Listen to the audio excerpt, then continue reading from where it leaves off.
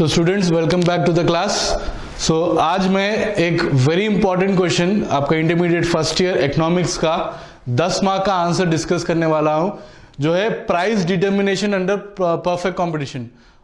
ठीक है, what is perfect competition और प्राइस किस तरह डिटरमाइन होगा परफेक्ट कंपटीशन के अंदर। ये 10 मार्क का एक पर्टिकुलर आंसर है जो कि बस सिंपल है, easy to understand and you can easily attempt this question. ठीक है, एक ब्रीफ लेने की कोशिश करते हैं। ठीक है, तो what is price determination under perfect competition. पहले तो समझते हैं कि ये परफेक्ट कंपटीशन होता क्या है। एक ऐसी मार्केट है जहां पे कंपटीशन परफेक्ट होता। ठीक है, एक कौन सी ऐसी मार्केट है जहां पे जो है प्राइस या बोलो या फिर कंपटीशन बोलो वो परफेक्ट बोला जाएगा। हालांकि ये प्रैक्टिकल टर्म्स में काफी मुश्किल है कि भाई परफेक्ट कंपटीशन हो, यानी जिस तरह उसके फीचर्स है, जो पॉइंट्स है, वो इन रियलिटी उसको फुलफिल होना जो है it's not easy.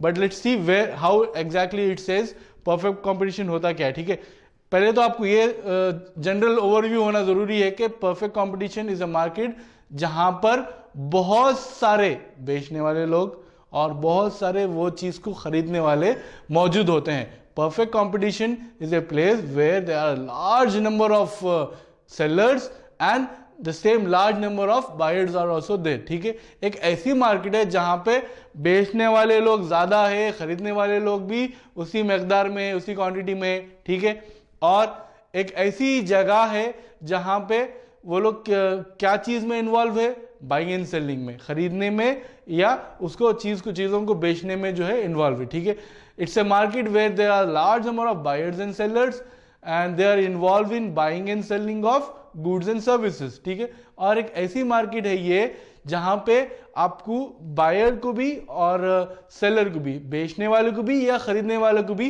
Perfect knowledge है प्रोडक्ट की प्राइस क्या है, उसकी कितनी अवेलेबिलिटी है मार्केट में, और उसकी what you can say conditions क्या है मार्केट की। तो सारी नॉलेज, कंप्लीट नॉलेज दोनों को भी है, बायर को भी है और सेलर को भी है। ठीक है, it's a market where buyers and sellers have, both the buyers and sellers have the perfect knowledge, a full knowledge of the conditions of the market, product availability। ठीक है, और प्रोडक्ट की जो है प्राइस क्या है, हर चीज ये लोग को पता होती है। तो यानी एक ऐसा कंपटीशन, ऐसी मार्केट है जहां पे आप कुछ छुपा नहीं सकते। ठीक है, बेचने वाला ऐसा नहीं बोल सकता कि भाई ये पर्टिकुलर प्रोडक्ट मैं 100 रुपए में बेचूंगा तो जो है उसकी जो यूनिफॉर्मिटी है वो ब्रेक हो जाए। ठीक है, एक ऐसी मार्केट है जहां पे वो प्राइस यूनिफॉर्म है। यूनिफॉर्म का क्या मतलब है? ठीक है, वो सेम है। ठीक है, आप स्कूल में यूनिफॉर्म वगैरह पहने होंगे ना। ठीक है, यूनिफॉर्म मींस सेम। ओके, तो यहां पे होमोजीनियस प्रोडक्ट्स है। अब होमोजीनियस प्रोडक्ट का मतलब क्या है sir? Homogeneous products is nothing but identical products, यानी सिमिलर प्रोडक्ट्स। ठीक है, सब लोग जो है आइडेंटिकल प्रोडक्ट्स बेचते हैं। जैसा फोन की मार्केट हो गई, यानी मोबाइल फोन तो हो गया, यानी सब मोबाइल फोन ही, यहाँ पे और कोई दूसरी चीज नहीं बेची जाएंगे। हाँ, हालांकि वैरायटी हो सकती है फोन्स में। ठीक है, बट एक ऐसी मार्केट है जहां पे सिर्फ मोबाइल्स बिकते हो। ठीक है, और वहां पे सबको पता है कि भाई क्या प्राइस है। जैसा वेजिटेबल मार्केट ले लीजिए आप, कोई भी आप वेजिटेबल बाजार ले लीजिए जहां पे सब लोग फॉर एग्जाम्पल पोटैटोज बेच रहे हैं। ठीक है, तो एक पर्टिकुलर पोटैटो सेलर ये नहीं बोल सकता कि भाई मेरे को जो है 1000 रुपीज का जो है पर केजी बेचना पोटैटोस, ऐसा नहीं हो सकता। ठीक है, यहां पे because the buyer is having the full knowledge कि भाई प्राइस कितना है, कितनी उसकी डिमांड है मार्केट में, उसकी क्या अवेलेबिलिटी है।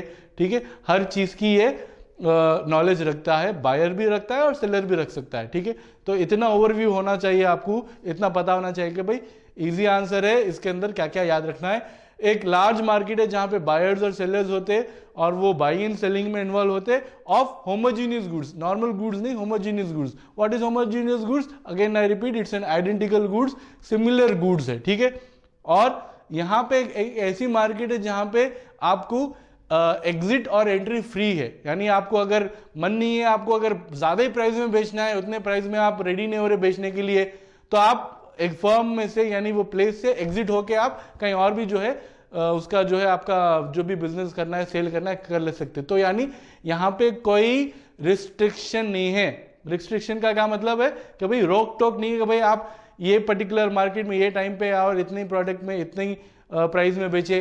ठीक है, आपको अगर आपकी विल है, आपकी चाहत है, आपको बेच सकते हैं आप, अगर आप you are agreeing on this particular terms, तो आप को जो है आने में भी कोई रुकावट नहीं है और आप कभी भी मार्केट को छोड़ के जा सकते हैं, ठीक है।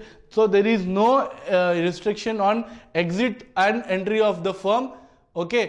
और यहाँ पे जो भी फर्म्स है, जिस तरह फॉर एग्जांपल एक पर्टिकुलर फर्म है, वो फर्म जो है प्राइस, प्रोडक्ट की जो प्राइस है वो खुद डिसाइड नहीं करता है, वो इंडस्ट्री से प्राइस लेता है। तो इंडस्ट्री प्राइस डिसाइड करेगी, फर्म प्राइस लेगा। तो हियर द फर्म, जितने भी फर्म्स है जो भी ये होमोजीनियस प्रोडक्ट बेच रहे हैं, ये है फर्म्स जो है प्राइस टेकर्स है, ना कि प्राइस गिवर्स। प्राइस कौन देगा? Industry will decide. For example let's see कि भाई एक ऑटोमोबाइल इंडस्ट्री है, ठीक है। ऑटोमोबाइल इंडस्ट्री में देयर आर वेरियस फर्म्स, जो जैसा वॉल्क्सवैगन हो गया, सुजुकी हो गया, होंडा हो गया, these are all the companies where these are all the firms which are producing cars for example, जो भी उनके प्रोडक्ट्स बना रहे हैं वो लोग। तो ये जो फर्म्स है, this is completely different from the industry. ये ऑटोमोबाइल इंडस्ट्री है और ये फर्म्स है, ठीक है। तो फर्म जो है इंडस्ट्री का एक पार्ट है, ये याद रखना जरूरी है आपको, ठीक है। फर्म एंड इंडस्ट्री में कंफ्यूजन मत रखिए। फर्म एंड इंडस्ट्री जो है दो अलग अलग सी चीज है, अलग अलग चीजें हैं। इंडस्ट्री एक बड़ी मकदार है, इंडस्ट्री का एक टुकड़ा, एक पार्ट है फर्म, और फर्म जो है प्राइस टेकर्स है इंडस्ट्री से, और industry is the price givers and firms are the price takers. तो एक परफेक्ट कंपटीशन एक ऐसी मार्केट है जहां पे बहुत सारे बायर्स और सेलर्स रहते हैं, होमोजीनियस प्रोडक्ट्स वो लोग खरीदो फरोख्त करते हैं, वहां पे आने जाने की कोई रुकावट नहीं है, entry and exit of the firm is free, there is no restrictions. यहाँ पे राइवलरी नहीं होती है, यानी लड़ाई झगड़ा नहीं होता है बायर्स एंड सेलर्स में, ठीक है। बिकॉज यहाँ पे सब जो है, सबको मालूम है कितनी प्राइस में बेचना है और सबको पता है कि कितने प्राइस में खरीदना है, और प्रोडक्ट आइडेंटिकल है।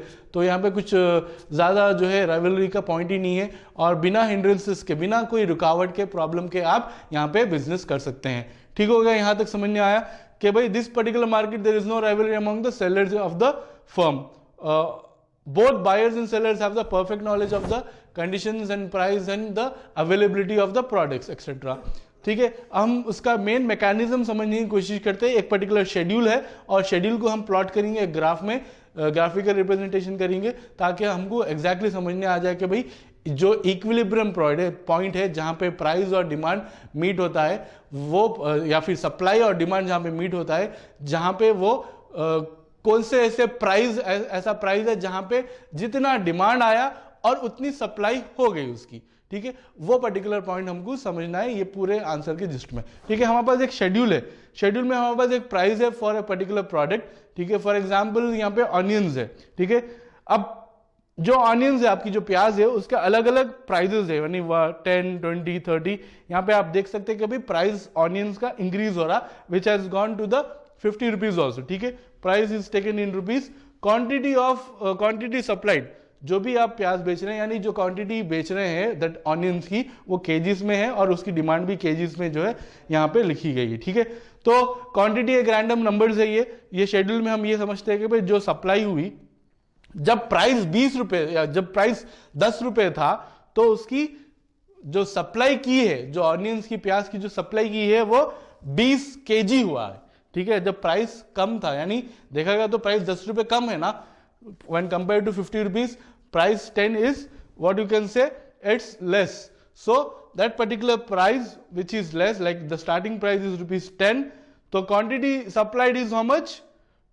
20 kgs, वहां पे आपको जो है क्वांटिटी सप्लाई हुई है, ठीक है। When the price was rupees 10, the supply of that particular onions is rupees 20, okay. 20 kgs उसकी सप्लाई हुई, हालांकि उसका डिमांड जो आया था वो 60 kgs का आया था। भाई क्यों आया था 60 kgs? बिकॉज 10 रुपए जैसा पता चला कि प्राइस पर केजी रुपीज 10, तो ऑर्डर यानी इतना उसका डिमांड इतना बढ़ गया था कि भाई 60 kgs का ऑर्डर आया था। बिकॉज उसके सप्लाई करने की जो कैपेसिटी थी, यानी 20 किलो बचे हुआ था, 20 किलो ही था, तो 20 किलो बिक गया, ठीक है। बट जो डिमांड आई थी वो 60 kgs आई थी, ठीक हो गया। जैसा जैसा उसका प्राइस बढ़ने लगा, तो डिमांड में फ्लक्चुएशंस किस तरह हुए देखते हैं, ठीक है। जब प्राइस बढ़कर 30 रुपीज हो गया पर केजी, प्राइस 20 हुआ, फिर 20 से 30 केजीज हो गया, 30 केजीज होने पर डिमांड आपकी जो है 40 केजीज आई और यहां पर सप्लाई भी 40 केजीज होगी। ठीक है, हम स्टेप बाय स्टेप देखते हैं। लेट अस सी, जब प्राइस का जो है, जब प्राइस 20 रुपए केजी हो गया तो उसकी सप्लाई 30 हुई, हालांकि उसकी सप्लाई जो है क्या बोलते हैं, आपका डिमांड जो है 50 केजीज का था। ठीक है, जैसा प्राइस 20 रुपए हुआ तो 60 केजीज की डिमांड जो थी, लोग जो 60 केजीज का डिमांड कर रहे थे वो कम कर दिए, अब लोग 50 केजी मांग रहे, क्योंकि price of the onion is 20 rupees KG. तो यहां पे थोड़ा कम हो गया डिमांड, बट वो लोग उतना सप्लाई नहीं कर पाए, they were able to supply only 30 kgs. ठीक है, अब यहां पे ये हो गया कि भाई प्राइस जिस तरह बढ़ते गया, ठीक है, कभी भी बेचने वाला ये चाहता कि भाई प्राइस बढ़ाए और उसकी सप्लाई भी बढ़ाकर जो है वो अपने प्रॉफिट को मैक्सिमाइज करे, बढ़ाए उसके प्रॉफिट्स को। ठीक है, कभी भी प्रॉफिट अर्न करने की कोशिश करता है एक एंटरप्रेन्योर, एक ऑर्गेनाइजर या फिर जो भी बिजनेस कर रहा है, वो प्राइस बढ़ाकर यानी प्रॉफिट भी कमाना चाहता है और प्रॉफिट को मैक्सिमाइज भी करना चाहता है, राइट। तो जिस तरह प्राइस बढ़ने लगा यहां पर, तो उसकी जो डिमांड थी वो घटने लगी। ठीक है, जिस तरह प्राइस बढ़ा तो डिमांड घटकर 60 से 40 पे आ गई, और इस बार क्या हुआ, सप्लाई बढ़ा दी, क्योंकि ये लोग को पता चला कि भाई डिमांड उसकी अच्छी खासी आ रही है। जगह 50 पे भी डिमांड ज्यादा थी, तो अब डिमांड ज्यादा है बोल के उसकी क्वांटिटी क्या करे, बढ़ा दिए, 40 कर दिए, 30 से 40 कर दिए। तो अब यहां पे एक ऐसा पॉइंट है जहां पर जितनी डिमांड पूछी गई थी उतनी सप्लाई दी गई। वो कब हो पाया, जब ऑनियंस का, प्याज का प्राइस 30 रुपीज था, 30 रुपीज के प्राइस पर डिमांड जितनी वो लोग ने पूछा था कस्टमर्स ने, उतनी उसकी सप्लाई हम आराम से उसको फुलफिल कर पाए, दे पाए। ठीक है, बट देखते हैं आगे बढ़कर के, जब जैसा डिमांड उसका बढ़ने लगा, 50 रुपीज पर केजी हो गया, तो ऑटोमेटिकली उसकी डिमांड कम हो गई। ठीक है, हम समझने लगे कि भाई जब 40 रुपीज था तो उसकी सप्लाई बढ़ा दो, क्योंकि बिक रहा कैसा भी। तो यहां पे आप देख सकते हैं कि भाई प्राइस जब 40 रुपीज केजी हो गया तो ऑटोमेटिकली उसकी जो है सप्लाई बढ़ा दिए। अब यहां पे बढ़ाने लगे तो पब्लिक क्या करी, पब्लिक ने ये उसकी जो डिमांड थी वो डिमांड को डिक्लाइन कर दी। ठीक है, ये जो है डिक्रीज हो गया, देखिए 30 रुपीज से 30 केजीज की डिमांड से 20 केजीज हो गया। हालांकि प्राइस बढ़ने पर ये लोग क्या करे, क्वांटिटी उसको बढ़ा दिए, क्योंकि कैसा भी दे वर श्योर दैट के भाई if that particular onion is good then automatically the supply will be created और बिक जाएगा। बट ऑटोमेटिकली जैसा प्राइस बढ़ गया तो डिमांड उसकी सीधा डिक्लाइन हो गई, डिमिनिश हो गई, कम हो गई, रेड्यूस हो गई, समझ रहे। बट एक पर्टिकुलर स्टेज आया जहां पर ये दो चीजें क्रिएट हुई। हम ग्राफिकल समझने की कोशिश करते हैं। We have plotted on x axis this the quantity and the demand and supply we have plotted on the x axis. On the y axis we have taken price. ठीक है, on the y axis we have taken price, on x axis we have taken जितनी quantity उसकी जो है थी that particular onions की KGs और demand और सप्लाई हम ले लिए ऑन द एक्स एक्सिस। तो हम देख सकते हैं कि भाई जब प्राइस यहां पर 30 रुपए था, 30 रुपीज था, उसकी क्वांटिटी जो है डिमांड भी उसका 40 केजीज था और सप्लाई भी वो लोग आराम से 40 केजीज कर पाए। तो ये जो शेड्यूल है, ये जो आपका ग्राफ है कि भाई सप्लाई और डिमांड जहां पे मीट हो रहा है, ठीक है, सप्लाई और डिमांड की जो कर्व है, ये जो पॉजिटिव नेगेटिव रिलेशनशिप बता रहा है सप्लाई का और डिमांड का जो कर्व है, ये पर्टिकुलर पॉइंट जहां पे ये सप्लाई और डिमांड मीट हो रहा है उसको हम बोलेंगे इक्विलिब्रियम। ठीक है, ये इक्विलिब्रियम पॉइंट है जहां पर both supply and demand meet हो रहा है। आपको ये बताना है, फर्दर एक्सप्लेनेशन देना है ये शेड्यूल के बारे में, और ये ग्राफ के बारे में एक्सप्लेनेशन देकर उसको आंसर को एंड कर सकते हैं आप कि भाई ओ एक्स एक्सिस में जब आप देखते हैं कि भाई 20 से 40 रुपीज 40 की जो सप्लाई हुई वो कब हो पाई, जब उसका price of that particular product was 30। ठीक है, जब 10 से वो 30 पे आया तब जाकर प्राइस और सप्लाई मीट हुआ। That particular point is called as equilibrium point. इतना आप समझने की कोशिश करिए कि भाई ये इजी आंसर है, परफेक्ट कंपटीशन क्या है और उसका मैकेनिज्म क्या है। एक ये शेड्यूल है, ये शेड्यूल आप याद करिए, और एक ऐसा पॉइंट है जहां पे डिमांड और प्राइस वो जो है वहाँ पर मीट हो रहे हैं, और उसको आप एक बार ग्राफ को प्लॉट कर ग्राफ को आप एक्सप्लेन करिए, then it will be an easy task to write that, yeah, attempt this particular answer. Okay, I hope you have understood this, and we will carry on with the next LAQs in the next class. Thank you.